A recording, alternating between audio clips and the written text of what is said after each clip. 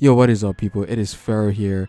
Now, I'm going to be talking about the potential risk of awakening your devil fruit, and how I see Luffy, taking his first step into awakening his devil fruit. Now, we know these devil fruits are mysterious entities inside the fruit that affect the user by giving them special abilities, fire, lava, whatever it is, which comes with a side effect that, it disables the user from swimming forever. Now, it's not really a bad side effect if you think about it, but given that the world of One Piece is just filled with massive oceans and seas, it's definitely a bad thing for them, especially for pirates and marines alike. They roam the seas on a daily basis, so it's really bad for them. But these are just the basic side effects we know about, you not having the ability to swim. However, when it comes to awakening, is there a chance a different side effect may happen?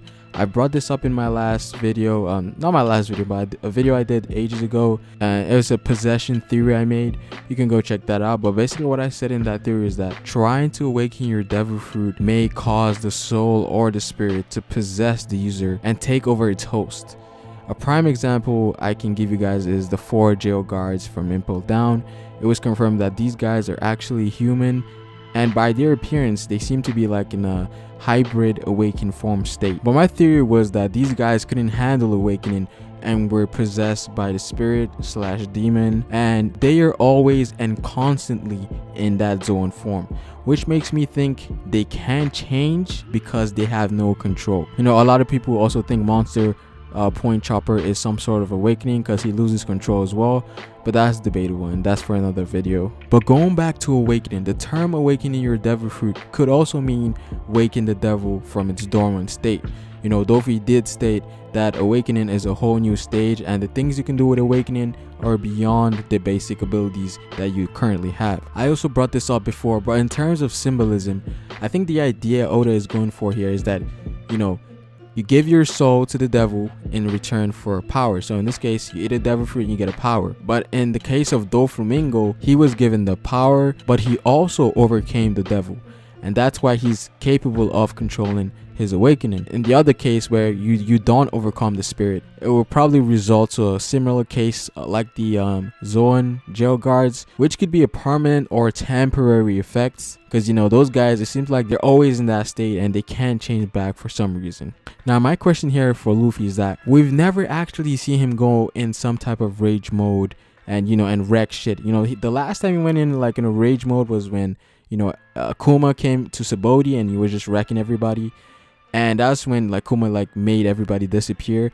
But he kind of raged in a way, but he lost. He didn't really put in any work against Kuma because he was so weak at the time and Kuma was just too strong. And I think we might see that soon. And that would be Luffy's first step into awakening, where he notices something strange with his body or his devil fruit or the way he controls it. First, he has to experience it before controlling it. And if you think about other shonen series, I know people don't like using other mangas to compare, but just bear with me for a second. But it's almost like a theme in shonen, where something traumatic happens to the main character, the protagonist, and they go berserk and use some type of ability to defeat the person they're trying to overcome.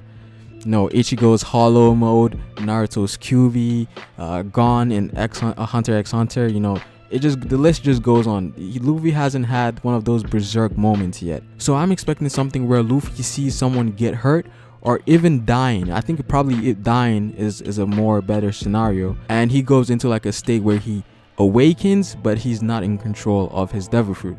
Perhaps we might see that in Wano, or even in this arc, in the Whole Cake arc, if things get crazy out of hand, if Jinbei dies all of a sudden.